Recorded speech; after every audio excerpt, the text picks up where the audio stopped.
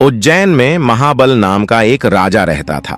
उसके हरिदास नाम का एक दूत था जिसके महादेवी नाम की बड़ी सुंदर कन्या थी।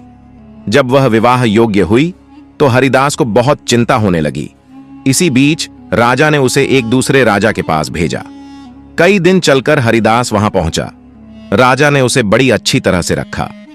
एक दिन एक ब्राह्मण हरिदास के पास आया, बोला, तुम अपनी लड़की मुझे दे दो। हरिदास ने कहा, मैं अपनी लड़की उसे दूंगा जिसमें सब गुण होंगे। ब्राह्मण ने कहा, मेरे पास एक ऐसा रथ है जिस पर बैठकर जहां चाहो घड़ी भर में पहुंच जाओगे।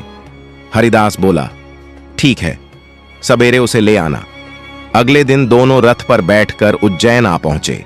दैव योग से उससे पहले हरिदास का लड़का अपनी बहन को किसी दूसरे को और हरिदास की स्त्री अपनी लड़की को किसी तीसरे को देने का वादा कर चुकी थी।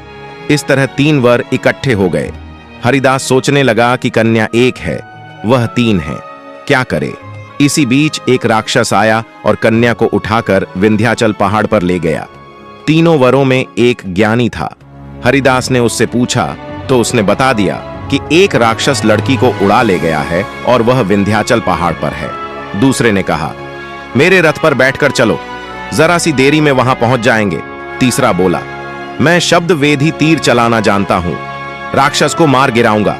वे सब रथ पर चढ़कर विंध्याचल पहुंचे और राक्षस को मारकर लड़की को बचा लिया। इतना कहकर बेताल बोला, हे राजन, बताओ वह लड़की उन तीनों में से किसको मिलनी चाहिए। राजा ने कहा, जिसने राक्षस को मारा उसको मिलनी चाहिए, क्योंकि असली वीरता तो उसी ने दिखाई, बाकी 2 ने तो मदद की। राजा का इतना कहना था कि बेताल फिर पेड़ पर जा लटका और राजा फिर उसे लेकर आया तो रास्ते में बेताल ने छठी कहानी सुनाई